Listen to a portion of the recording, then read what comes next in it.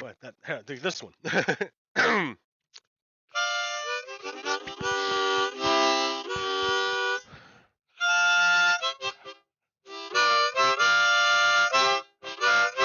Yeah, alright, never mind. Hey, good morning. Welcome to yet another episode of Redstone Lapis Lazuli. It is I, your host, Pogo Kiddo. Alright, another one. Here, switch over. Yes, indeed. I made a new world, and I to test like the settings, and I made this long travel. I was looking for a witch hut, and I traveled. You can see I traveled like 7,000 blocks from my original the world spawn, and I like this place. It's pretty nice. Uh, my other world was gonna be in snowy cold, and like I needed to go find a witch farm anyways. That was like always my goal, is to find a witch hut, So I couldn't stay there even if I wanted to. And plus, what I was gonna end up doing was taking over the whole village. I would have ended up gathering all the villagers into the center and putting them into my iron farm. So like I didn't want to take over an entire village. That's not totally cool. So I started a new world. I wandered very, very, very far to find a witch hut, which I found. Yay! But I don't have I don't have anything necessary to take advantage of this beautiful witch hut. I don't have I have like no iron basically. That's why I have stone tools.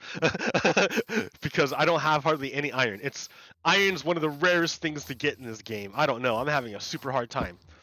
Everything requires iron, and it's hard to get. Plus, I'm trying to figure out how I'm gonna do the iron farm. I can do it with just one in the center and then putting it up there. But I kind of like when the golems fall in and you can see them burning and stuff. It gives you affirmation when you're in the base that the whole thing is working. Like when you can see the golems fall down. That means I have to slightly change the bed arrangement, and I'm wondering if that's gonna make problems. I might have to change these bricks into non-spawnable, like leaves or something. But yeah, that's going. Then in the meantime, since I'm not gonna take over another innocent village and just like subject them all to my will, I have to find a zombie. I have to find a villager who's been zombified, cure them, and then use them to start the iron farm. That way, I'm not overriding other people's freedoms. Okay. But to do that, in order to cure a zombified villager, you need a brewing stand to create a potion of weakness. So that meant I had to go into the nether, which was no fun, right? The nether is like, especially when I'm at like super low level like I am now. Like when I have like nothing. Oh shit. I don't have any fucking gold on me. Damn it. And now they're gonna steal all my stuff. They shouldn't have even been in there, dude. All that's slabbed. How'd they get in there? Dude stole all my armor. Oh. I have no anything. This little bit of iron I have, that 33, that's gotta be like for emergency hoppers and stuff. Like, it's so hard to get iron. Oh man, I should not have went there. I have to go back to get my stuff. How am I gonna kill all those guys? Here, I have gold pants, so I can get the drop on one of them. I don't know how many hits I can land with that iron sword before it breaks. So I'm just gonna bring a few things. Do you have any other like kind of armor? Can I wear any kind of armor? Here we go. A helmet. A leather helm. Here, I have other leather. Let me get the other leather. I can make a chest piece and shoes. So you can see why I'm so desperate for leather, or for that iron farm, because I I literally have like it's so hard to do anything with no iron. Like this sword's gonna break, dude. I don't know how many times you're gonna hit. So I think iron is weaker than gold, but I have to hit. But it just is. Yeah, I think something the animals came through. Yeah, that dude's. The animals go through and that's what did it. Shit. Stuff. Let's see, what stuff do I have? Oh, a bow, but I have no arrows. Oh, I have 3 arrows. Alright. I have another axe. I can combine the axes to get a few more hits. Yeah, leave, dude. Get out of here. Ha ha ha! Come get me. That's alright. I'm gonna get my stuff back. Oh shit, they're all coming in. Dude, I need to like fix that door. Yeah, I'm gonna die! Ah! Ah! Ah! I need to close that door. That door is no good. Shit. Oh no, dude. I don't want to. I lost. Here, I'm gonna close that door. Do they burn in lava?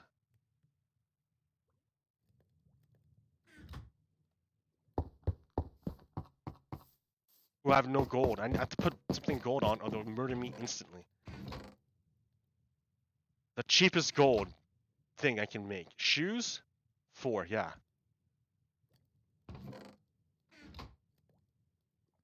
Alright. Sorry for the rough beginning, right? But that's Minecraft for you. It's rough in the beginning.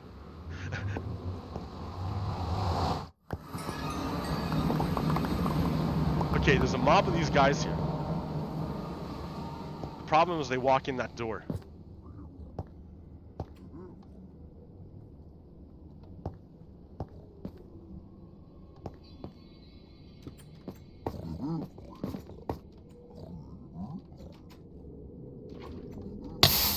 Oh shit! He got on me. Oh shit! Ah, everything burns in the lava!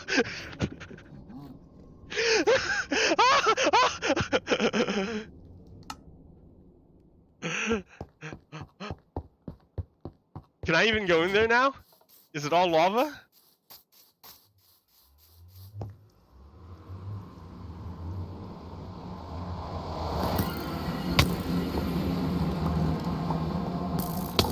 Oh, dude. You know what? I'm just gonna run away. I'm not gonna go back in there anymore. There's like a bunch of guys in there. They stole all my stuff. They killed me. They took all my stuff. At least there's no lava anymore.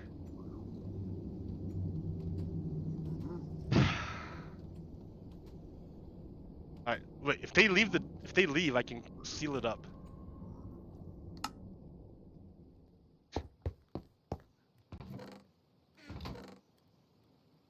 This is so bad. Alright, well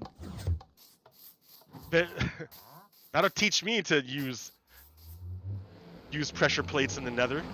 Jeez. That just lets everybody in. No one. Oh, they didn't. There you go, I closed it. Kill me. I'll be back and I'll murder you all.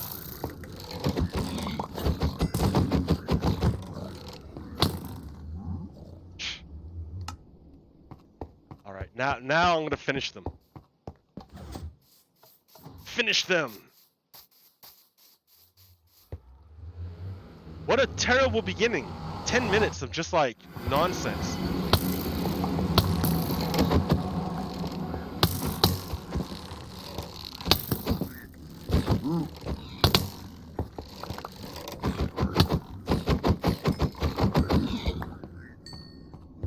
Pickaxe you to death. 10 minutes of nonsense.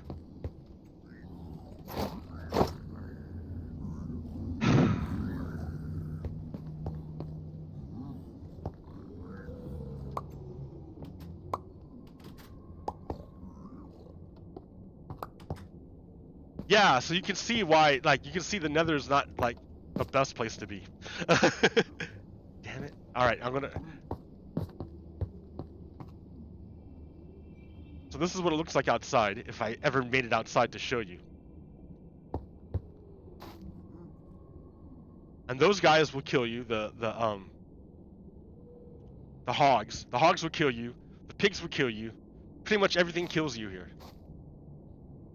Anyways, I went all the way over there to go get a blaze rod so I could transform a villager, a zombie villager, back into a human villager so I could use them to create an iron farm.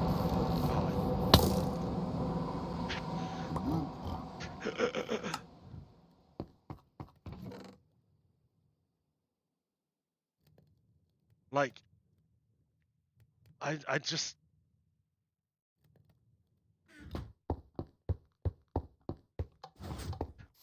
This game is brutal. Wait, now he's a zombified pigman. Because once the pigmans come through into the overworld, they turn into zombified pigmen. I don't know why. I don't make the rules. All right, so I apologize for the terrible beginning. What I got here is a really cheap bamboo farm. This design came from Navy Nexus, and it will be expandable as soon as I get more iron for more pistons. And I need the paper to basically trade my villagers. I'm gonna have 40 villagers. Each villager is gonna stand on these pink blocks. Here, let me sleep.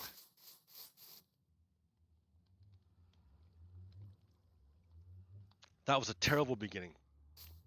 Each villager is gonna stand on a pink block, but it won't be pink pretty soon. That's just where the their station is gonna be. They're gonna stand right here, and then that piston right there, that lever is gonna control this piston, which lowers them.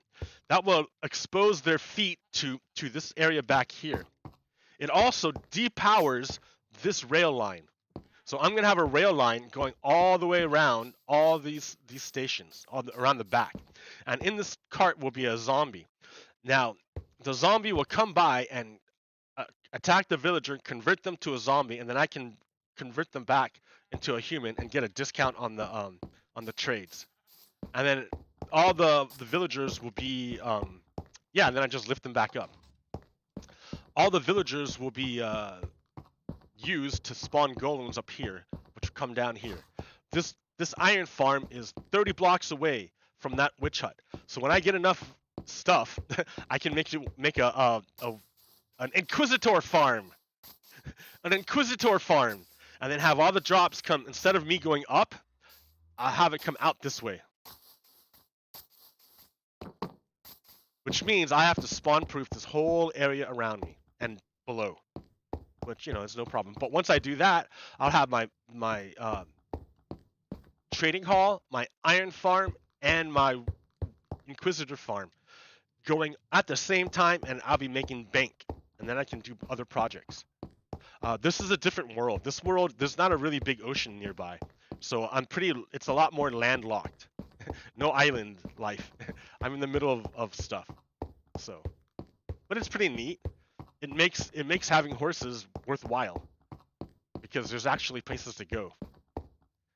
But yeah, I got my jail here set up. I just need to capture a person. But since I have no name tags, I have to throw things at them and hope they pick it up. If they don't pick it up, then they despawn.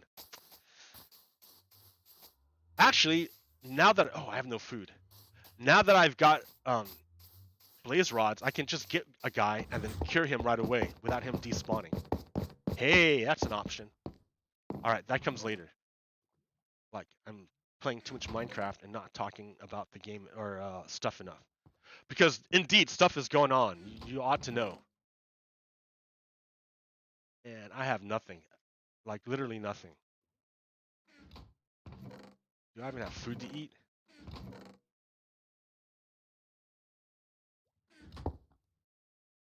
Food.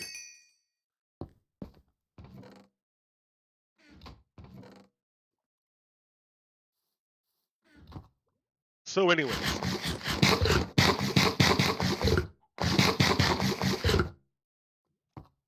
Oh yeah, here, I've got the bare beginnings of this, but look at my level, 3.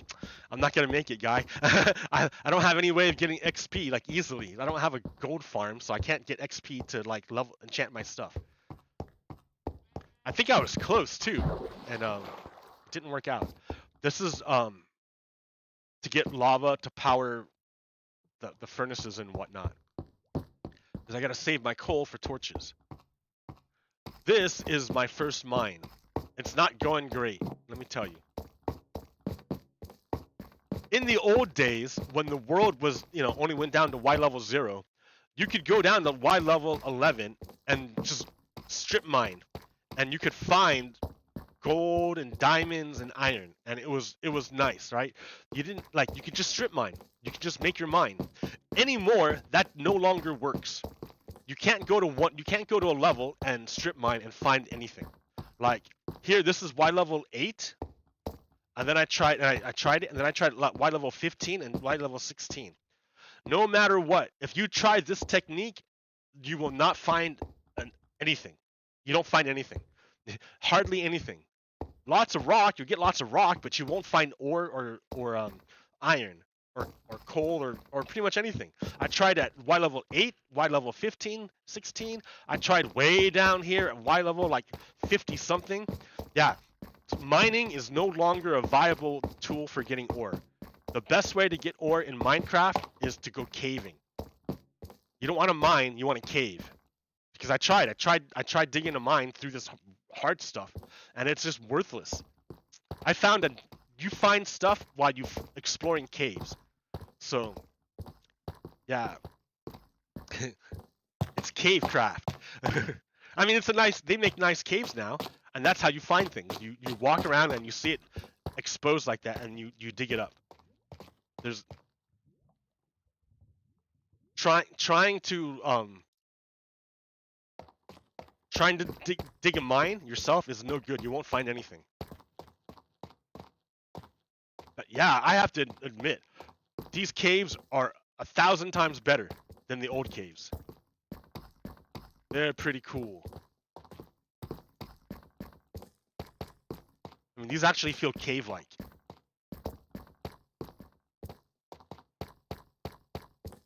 Like, I've already been through here and stripped out the iron.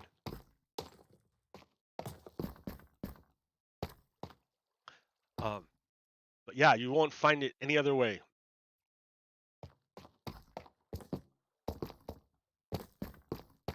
Which kind of makes me sad, because I used to like to go down to Y level, like, whatever, 11, and just start digging. And, like, it was kind of relaxing, because it wasn't very dangerous. Like, the biggest danger you had was a lava pocket. And if you stumbled onto a cave, then you might have, like, a creeper in the cave. That was your biggest danger. But anymore, in order to find ore, you have to go caving. And caving is, like, really, really dangerous and really intensive. You have to really, really pay attention, else you will die. And then even if you don't die, you have to find your way back, which is, like, hard to not get lost. So it's a lot harder now in order to find ore. To get ore, you have to go caving, and caving is way more difficult than mining. I think that's what's causing this to be so slow in the beginning for me, because I decided to go to the Nether and get a blaze rod to make an iron farm as the best way to get iron, rather than going caving. Caving was dangerous, and you have to go increasingly far in order to gather resources. So it's just, yeah. And to me, an iron farm is kind of like a mid to late game thing. You shouldn't have to make one early game. But but I can't really do anything unless I get iron.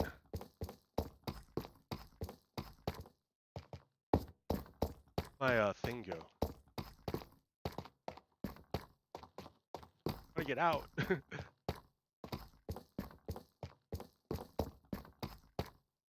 So yeah, struggling in the beginning, early game, just to get the iron.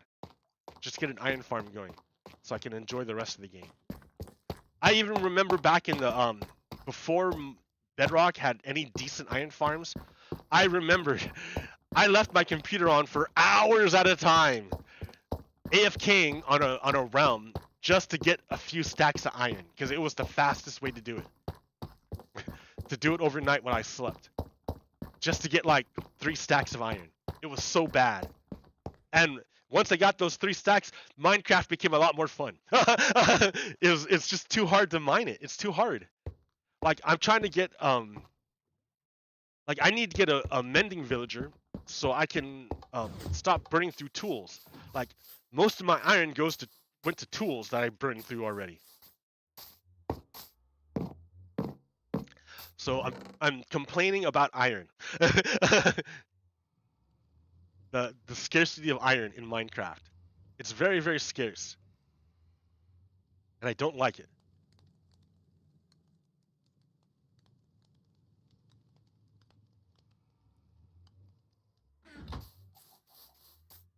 Alright. I got my beginning crop farm going. Like super beginning. I think I only have like 1 potato and 1 carrot. Got 3 carrots now.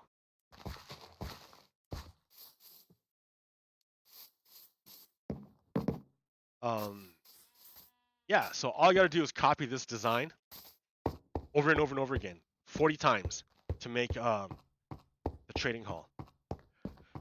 Once I get the 2 villagers, I can seal this up and then just breed them up to 40. But then I need to make the beds, which is why I have all these sheep, or I'm beginning a sheep farm to get the wool to make 40 beds, the 40 beds that I'll need.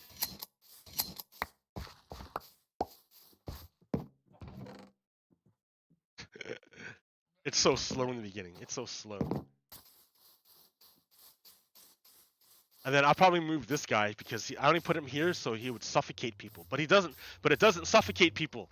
So people still come through here and like mess up my overworld. So I need to like move that and figure out where I can place it that it automatically kills bad guys coming through.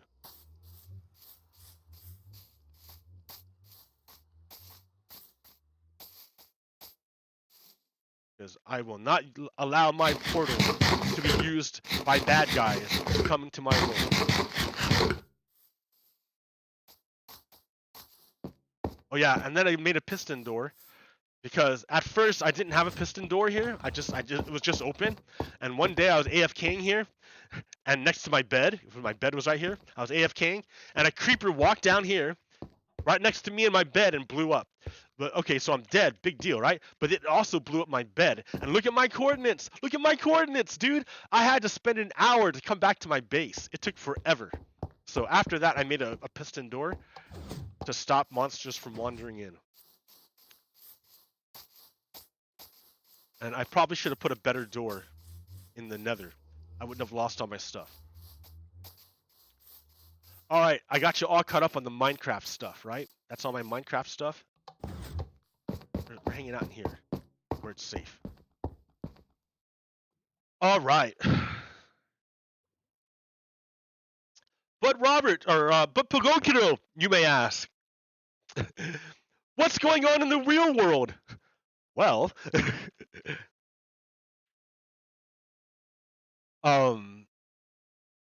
where should we start? Dude, I don't know.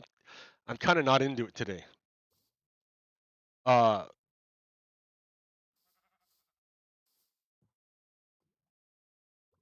Let's start with Elon Musk. No. Elon Musk purchased Twitter for $44 billion. Way more than what it was worth. He spent way more, like double what it was worth to get Twitter. He had help in purchasing Twitter from Saudi Arabia. People, the ruling class in Saudi Arabia helped Elon Musk purchase Twitter. So Saudi Arabia is part owner of Twitter.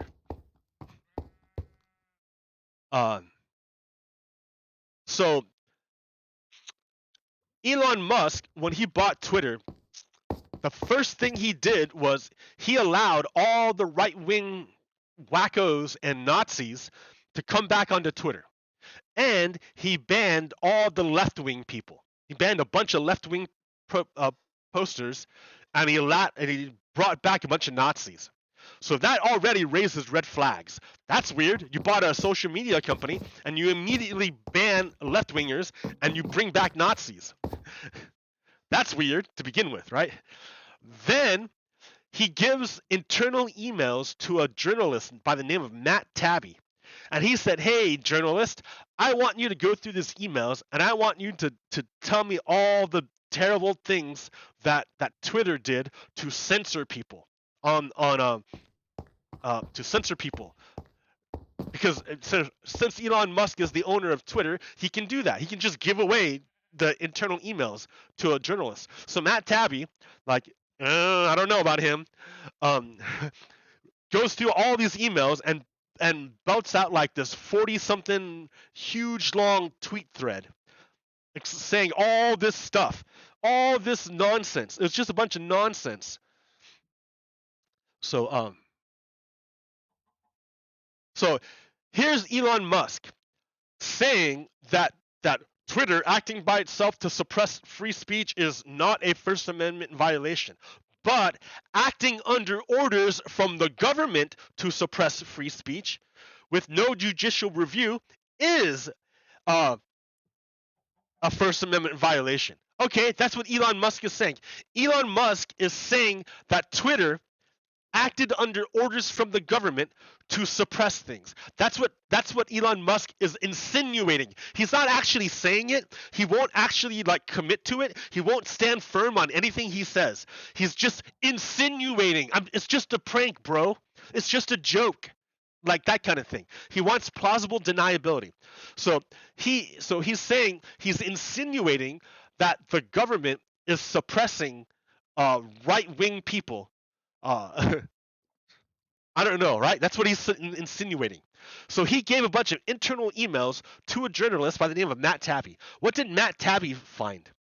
Well, he did a huge tweet thread. But in tweet 22, Southpaw, thanks Southpaw. In tweet 22, we learned that there's no evidence before Taibbi of government involvement in Twitter's response to the Biden laptop story.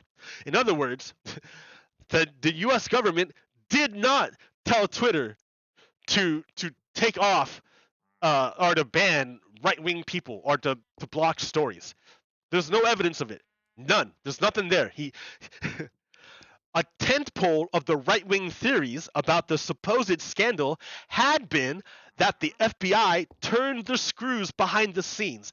The theory, the conspiracy theory that the right-wingers were using said that that the government, the FBI, was pressuring Twitter to suppress certain stories, to keep things under wraps, to control the narrative. But there's no evidence of it. It's not true. Even Matt Taibbi says it, right? Although several sources recalled hearing about a general warning from federal law enforcement that summer about possible foreign hacks, there is no evidence that I've seen of any government involvement in the laptop story. In fact, that might have been the problem. There's no evidence. There's nothing there. The FBI did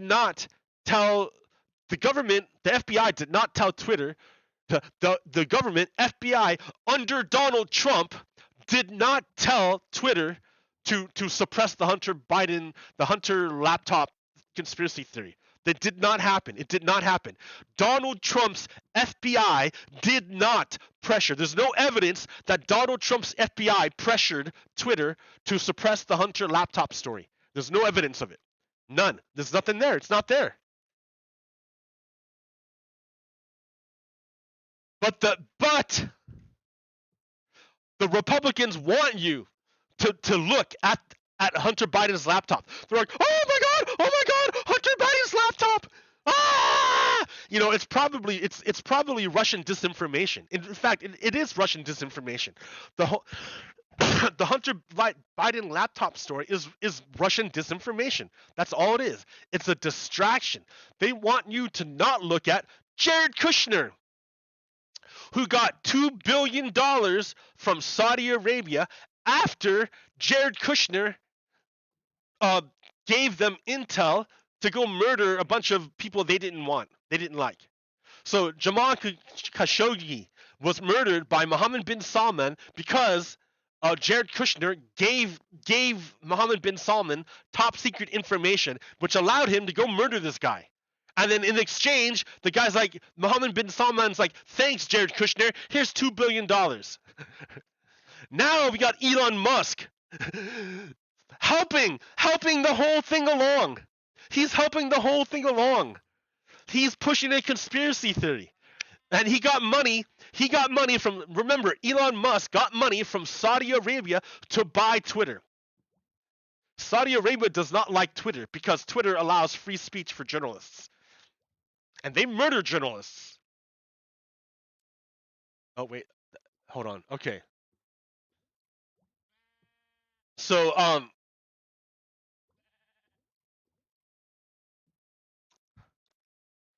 check it out. Ron Braunstein says, just as it took too long to recognize how great a threat Trump poses to U.S. democracy, it is very possible the world is underestimating the extent to which Musk is not just erratic, but is actively committed to empowering and amplifying extremist forces and undermining democratic norms. Because Elon Musk is a product of white supremacy, apartheid. A.R. Moxon continues and says, his behavior is in no way consistent with trying to run a profitable business, and it is in almost always consistent with empowering and amplifying extremist forces and undermining democratic norms. This shouldn't be difficult. Just focus on actions and results. Elon Musk fired all of the safety infrastructure and communication infrastructure of Twitter, brought back all the Nazis, banned a bunch of left-wing people, doesn't care that advertisers are fleeing, and then tried to push a conspiracy theory that the government was doing something weird that happened to be a right-wing conspiracy theory. So A.R. Moxon then continues. Even the price point doesn't fit one story and does fit the other. It's perfectly reasonable to note that there are people for whom $44 billion might be a very attractive investment for a site that can't make money back, but has served as an organizing hub for political action. You may not be able to make your money back, your $44 billion, but if you can destroy the organizing infrastructure for a resistance movement, and you're an authoritarian regime, that might be worth it. That will save you tons of money in the future. If you don't have to put down an uprising, if you just nip it in the bud by buying the site that they organize on. Yeah, why would Elon Musk even associate with the Saudis? Because they're of the same mind. They're authoritarians.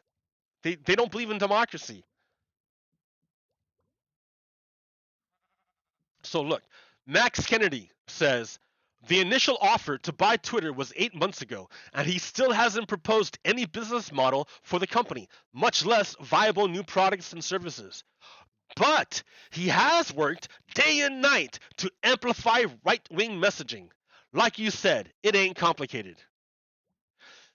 A.R. Moxon continues and says, if I walked into your house and said I was there to mop the floor, and then proceeded to remove every valuable, you might, as I begin to pull up the floorboards and place them into a truck labeled "We Buy Wood," you might think, hey, where's your mop?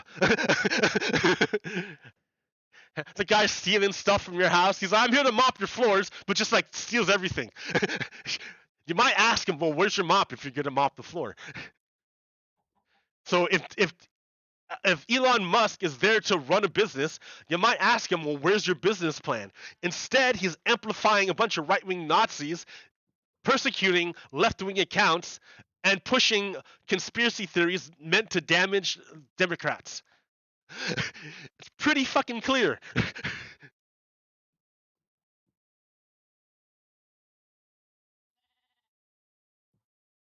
Okay, let's go back though, right? Remember this thing right here? Remember how Jared Kushner got $2 billion after Kushner gave Mohammed bin Salman a bunch of information which allowed him to kill Jamal Khashoggi? Remember that? All right, let's go into that. Let's dive into that a little bit. By Laura Strickler, Ken Dylanian, and Peter Alexander. Dylanian. Strickler. Okay. January 24th, 2019. Right? 2019. Jared Kushner's application for top secret clearance was rejected by two career White House security specialists after an FBI background check raised concerns about potential foreign influence on him, like Mohammed bin Salman.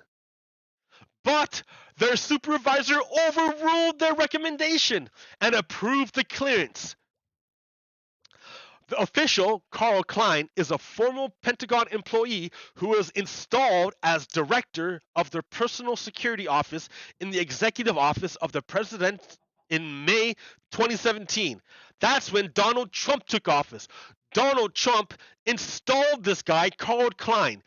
Donald Trump picked this guy up, installed him to be director, and then when they said, no, this guy can't get security clearance, their dude overruled him. The dude they picked overruled him.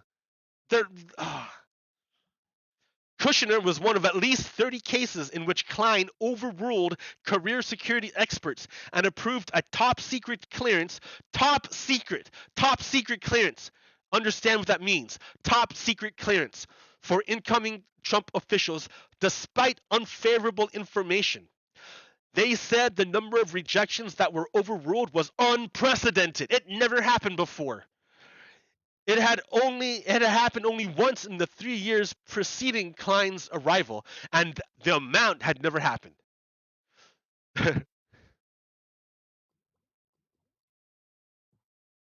After Klein overruled the White House security specialists and recommendations, Kushner's file then went to the CIA for ruling on the SCI. I forget what that stands for. After reviewing the file, CIA officers who make clearance decisions balked. Two of the people familiar with the matter said one called over to the White House Security Division, wondering how Kushner got even a top security clearance. The sources said. Top security information is defined as material that would cause exceptionally grave damage to national security if disclosed to adversaries. Jared Kushner got this kind of clearance, took this information from the U.S., gave it to our adversary, Mohammed bin Salman, who murdered one of our dudes, Jamal Khashoggi. And then Jared Kushner got $2 billion in return. Why? But the Republicans want you to talk about Hunter Biden's dick. That's what they want you to talk about. Hunter Biden's dick. Nah, this is what you need to look at. Jared Kushner, who's in bed. Jared Kushner and Elon Musk, who's in bed with the Saudis against the United States. The sources say that the CIA has not granted Kushner clearance to review SCI materials. That would mean Kushner lacks access to key intelligence unless President Donald Trump decides to override the rules, which is the president's prerogative. So, let me guess that Donald Trump overrode the rules and let Jared Kushner get access. Let me just guess. So another story. So that was 2019, right? This is 2019. This story comes from 2019. January 24th, 2019. Okay, the next story is coming from March 2018. The year before Jared Kushner got top secret clearance, the crown prince was boasting that Jared Kushner was in his pocket. Saudi Crown Prince Mohammed bin Salman told confidants that Kushner discussed the name of royal family members opposed to his power grab. So the United States has all this intel about what's going on in Saudi Arabia, stuff that the players in Saudi Arabia don't know because they're too close. Jared Kushner is like, oh, dude, Mohammed bin Salman, let's be friends. I'll tell you who your enemies are within your country. This was in 2018. So Mohammed bin Salman's like, dude, I got this Kushner dude in my palm of my hand. I can make him do whatever I want. I can easily manipulate this Jared Kushner, this stupid American Jared Kushner, until he was stripped of his top secret security clearance in February. What? Oh yeah, I don't know. What? When did he get it? This is in 2019, right?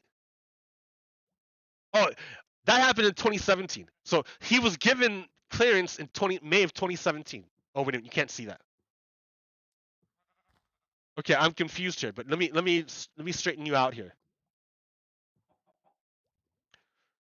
So, oh no, he was installed in May 2017.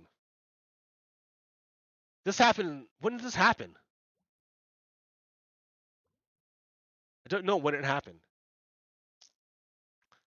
But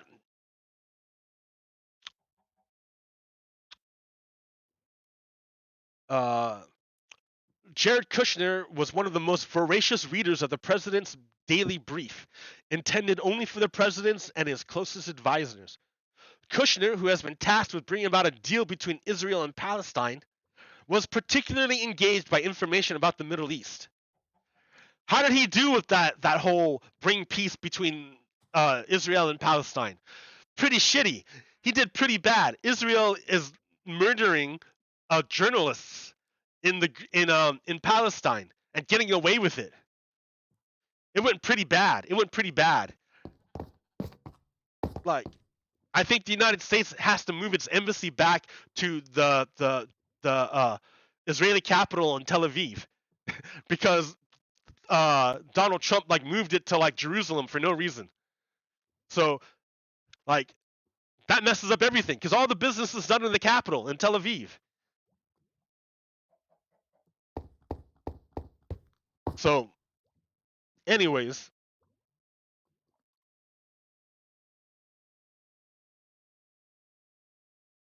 so on October 2nd, 2018, Jamal Khashoggi, a Saudi dissident journalist, was assaulted by agents of the Saudi government at the Saudi consulate in Istanbul, Turkey. Khashoggi was ambushed and strangled by a 15-member squad of Saudi assassins. His body was dismembered and disposed of. Khashoggi's final moments were captured in audio recordings, transcripts of which were subsequently made public. So what happened was Jamal Khashoggi lived as in exile in the United States. He was an employee of the Washington Post, and he wrote stories about the bad things that went on inside of Saudi Arabia. That made the leaders of Saudi Arabia not like Jamal Khashoggi because they don't like truth. If you're an authoritarian, you cannot stand truth. So if there's a guy over there speaking truth, you have to make him stop. So, but he couldn't do it, right? Because Jamal Khashoggi is under American protection. He lived in the United States. He was our guy. He was our dude. He was helping us out. Well, Jared Kushner and Donald Trump aren't necessarily on Team America. So when they got into power, Jared Kushner, was denied top security clearance, but his daddy, Donald Trump, overruled everybody and gave Jared Kushner top secret information. Jared Kushner took this top secret information. He thought he was good friends with Mohammed bin Salman, but Mohammed bin Salman was just manipulating him to get more power back in Saudi Arabia. So Mohammed bin Salman is like, hey, dude, I will give you $2 billion if you tell me where all my enemies live. So Kushner got his $2 billion, used American resources to find out where this guy was moving, and then gave this information to Mohammed bin Salman. Mohammed bin Salman saw that Jamal Khashoggi had to do like like business, like government business with Saudi Arabia because he's still technically a resident or a citizen of Saudi Arabia.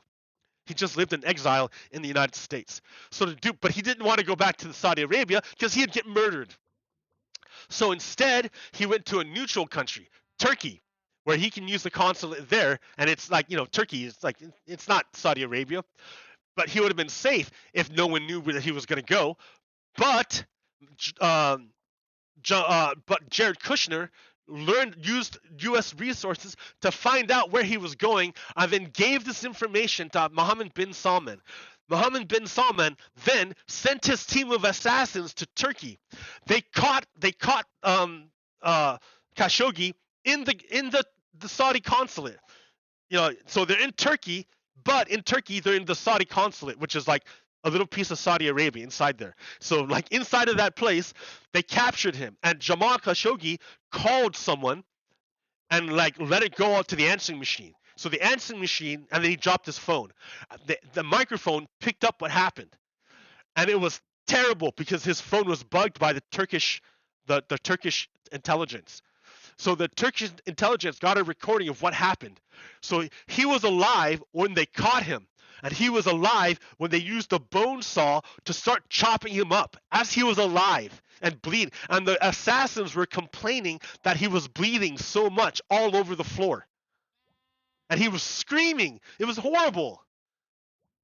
Jared Kushner is what allowed that to happen. He used U.S. information, U.S. resources to let a dictator kill a voice of democracy.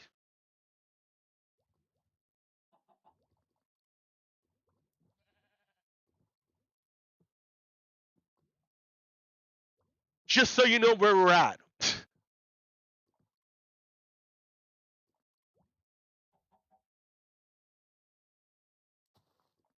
So Donald Trump has recently, like the other day, pretty much called for the overthrow of the Constitution. He's calling to overthrow the whole Constitution, the whole thing. Why would he do that? Why would he want to overthrow the whole Constitution? What would make him so afraid that he would call just outright calls? He's not lying about it. He's calling outright to terminate the Constitution. He wants to terminate the Constitution. Donald Trump is calling to terminate the Constitution. Why would he do that? Do I have it? Where'd it go? Oh, because Jack Smith is getting ready to indict him. He's getting ready to be indicted. Donald Trump lost his court case at the 11th Circuit Court of Appeals. So the top secret documents that Donald Trump had stolen and kept in Mar-a-Lago, now the government can use those as evidence against Donald Trump. Judge Eileen Cannon, who Donald Trump picked to protect him, got overruled. She can't do it anymore. The 11th Circuit Court is higher than Judge Eileen Cannon. So Judge Eileen Cannon cannot protect Donald Trump anymore. So Donald Trump is kind of upset. He's already calling Jack Smith like it's a horrible abuse of power, it's rigged, rah, rah, rah, the typical Donald Trump thing. But he's afraid. Donald Trump is very, very, very afraid.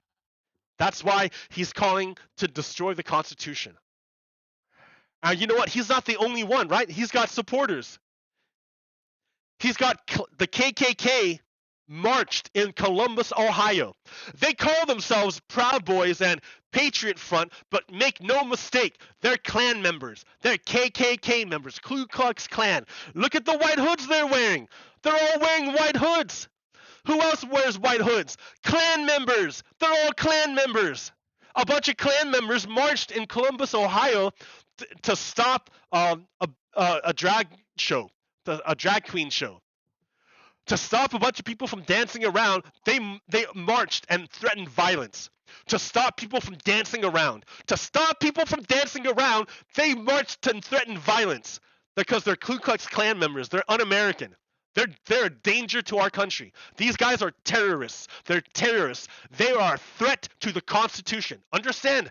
They are a threat to the Constitution. When Donald Trump says, hey guys, we need to overthrow the Constitution, who do you think he's talking to? His troops. These are Donald's troops. These are Donald's shadow army. This is the shadow army that he's given commands to. Donald Trump is ordering his Ku Klux Klan to overthrow the Constitution. That's what he's doing. So be very, very, very clear. Don't let anything distract you from the very, very clear thing that's happening. Donald Trump is calling his army to overthrow the Constitution. He's already tried to overthrow the Constitution by doing the coup on January 6th.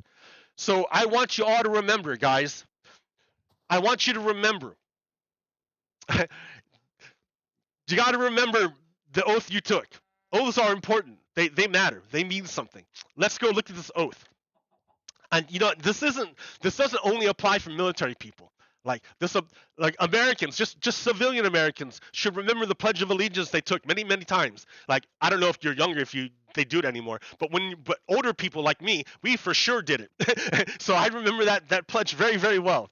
So let's look at this for what it says. That I will support and my name, do solemnly swear or affirm that I will support and defend the Constitution of the United States against all enemies, foreign and domestic. Officers have the same thing. I will support and defend the Constitution of the United States against all enemies, foreign and domestic. It comes first. It comes first before orders of the president. Before you follow the orders of the president, you defend the Constitution. President second, Constitution first. So if Donald Trump, former president, is calling to overthrow the Constitution, that makes Donald Trump a domestic threat, a domestic enemy. He's a domestic enemy to the Constitution. And any service member who follows this guy's orders to overthrow the Constitution should be court-martialed.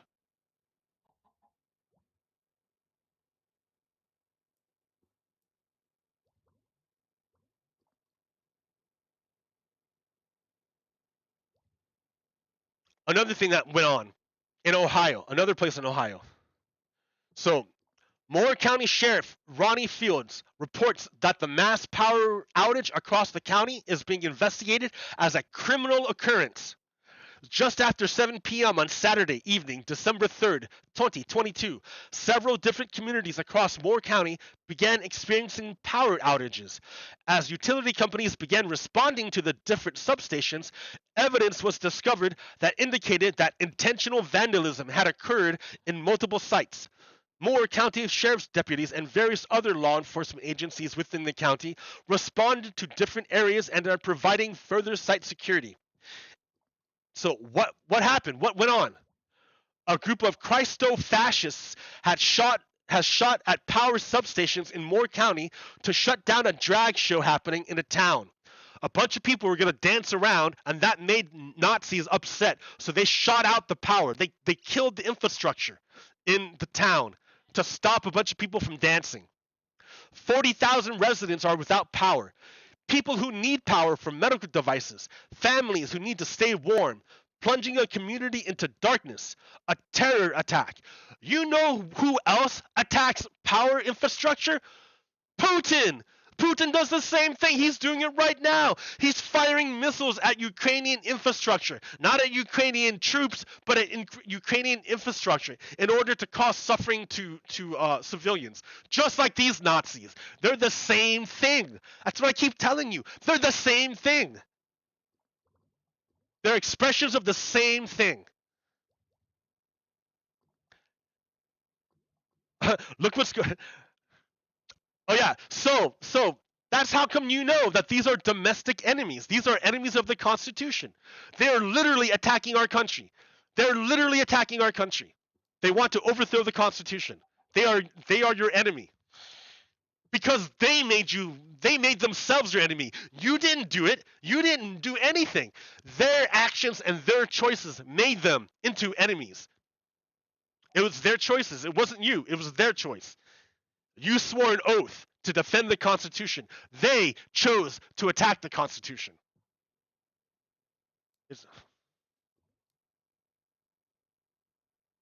So there's another issue that now we have a measles outbreak in Columbus, Ohio. Ohio's getting wrecked by Nazis, is what I'm saying. Ohio's got all these problems.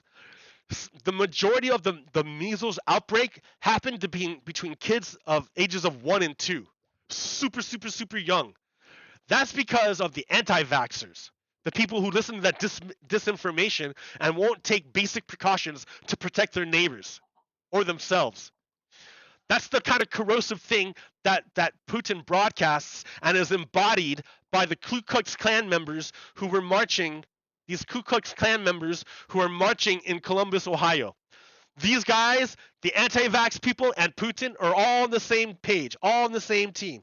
They want to overthrow the Constitution and destroy the United States of America. They are our domestic enemy.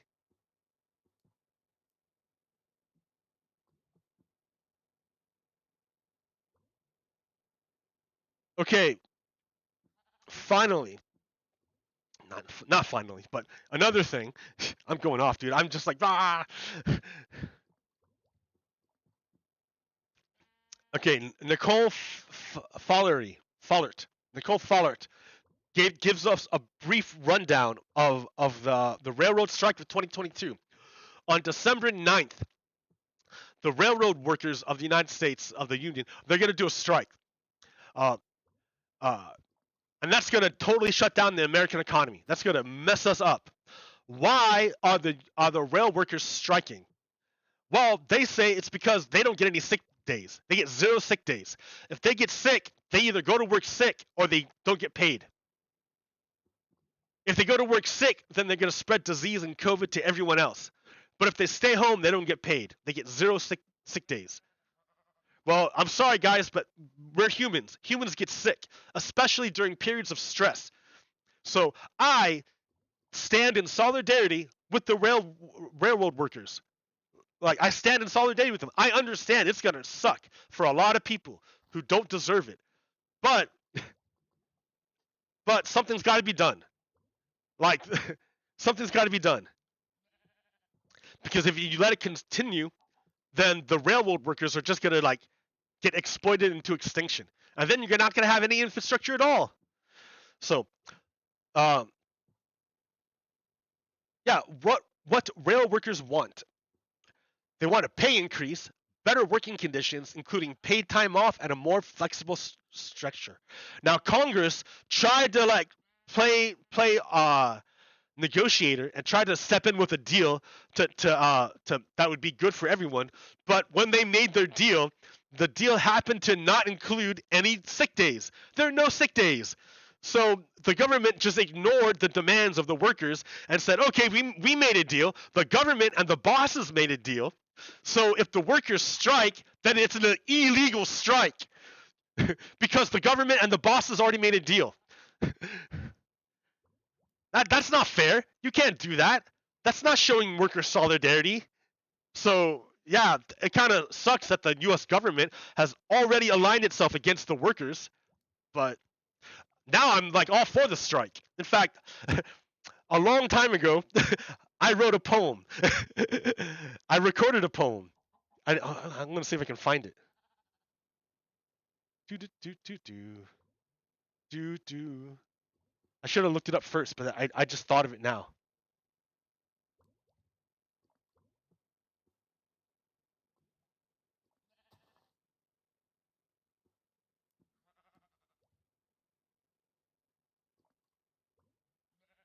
No, okay, that's that one. Recording. It's under recordings. Sound recordings. Sound production. There. Okay. What was it called?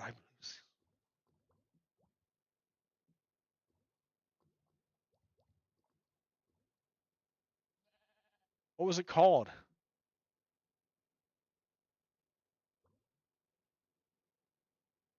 Oh, another G production. Mix sounds. Sure.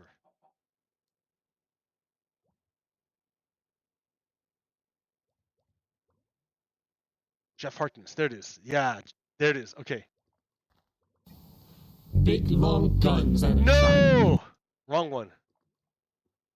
Another one. Yeah, Kung Fu Munchies. There it is. size them up quick. Check the pockets. Gotta not. No, wrong one. Oh, that's it. Salute to the Paiute. I believe seasons have sloughed off all preconceived barrier reasons to keep us from seizing the moment all of its history. Conceive it in a manner wholly unknown, yet homegrown, better than commercial. This homestone skipped across perception pawns like a well-thrown ray of hope. Ray of hope. Ray of hope. Hope without action is faith, which is blind to the lie of peace and stagnation. Quick, change the station, rearrange it. Get not caught up by the hip-hop board variation, often replicated in radio emails and commercial jingle banners. No big system planner. Henry Kissinger was a master puppeteer programmer, but I'm just one more poem slam with the mannerisms befit to whatever the ideal permits. Here, I quit. Strike, strike, strike, Joe. Strike, strike, Joe. Strike, strike, Joe. Strike, strike, strike, strike, strike, strike,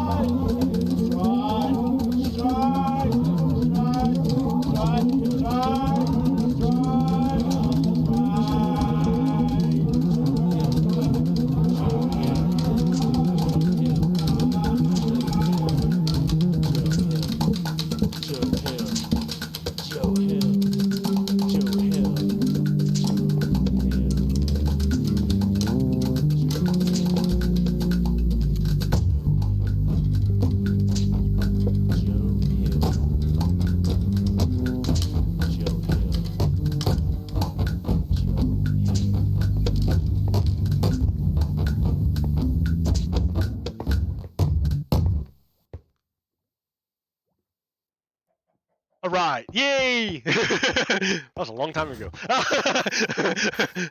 All right, yay! Dude,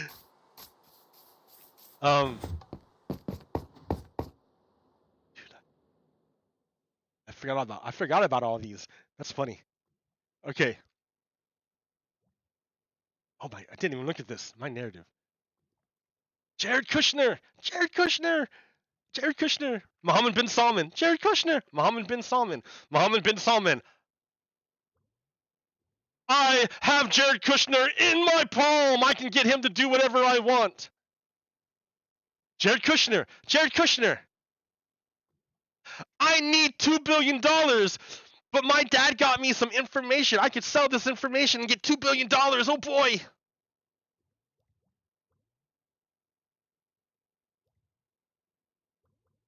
I'm a dirty criminal in a lot of different ways, and I made deals with China for trademarks. All right, there we go. Okay, who else? What else I got here? Oh yeah, my narrative. So what happened? January 6th, the what's her name? I had a bunch of fucking skip frames. What's his name? Stuart Rhodes was convicted. The leader of the Oath Keepers was convicted of seditious conspiracy. In other words, he was convicted of plotting to overthrow the government, of trying to of a coup. He's convicted of starting a coup. He's the leader of an organization, the leader of an organization that was designed to overthrow the government. He was the leader of an organization designed to overthrow the government, and he was convicted. So you can't say that, oh, January 6th was a nothing. No, guys, people are convicted already, are convicted of trying to overthrow the government. We're heading straight to Donald Trump. We're going straight to Donald Trump and everyone around him. So get ready. It's not over yet. I've been doing this show for 4 years. I would love to see Donald Trump indicted and convicted. It would be the greatest show ever.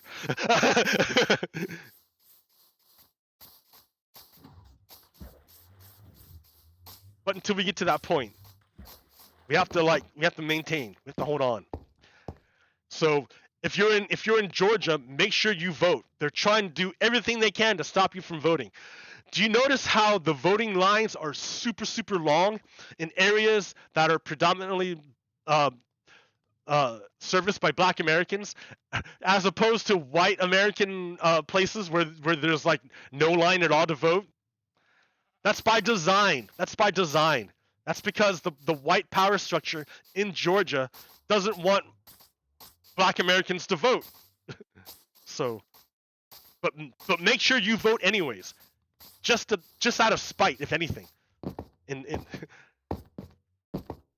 because if the Democrats can take control of the Senate, it will be a much better block against the craziness that's going to come out of the House that's controlled by the Republicans. Like, do I have time? Of course I have time. Like, do I have energy is a better question. I can like review the Hunter Biden thing, but I don't want to right now.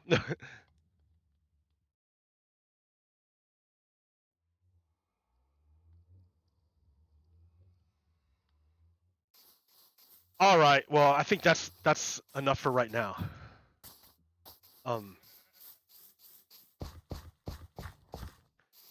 Yeah, sorry for the rough beginning. God, that was awful in the beginning. Huh? So bad. So I gotta obviously I gotta keep playing, keep doing stuff to get better at this. I need more iron. Probably go on another caving expedition. That takes like an hour of intense concentration. Gotta work myself up to it. But all right, as things can become closer to Donald Trump becoming indicted, it's gonna get a little more. It's gonna get more and more hectic. He's gonna say more and more outlandish things in order to avoid the inevitable. And I'm afraid that some of his followers are gonna follow through with it. Already, you can see his followers like massing. They're already massing. So just be aware of what's going on. There's way more of us than them. By far. There's way more of us than them. Nevertheless, they are keen to use violence. Unlike us, they are keen to use violence. So I'm just saying be aware. Okay, until next time, America. Pogo Kiddo out. Peace.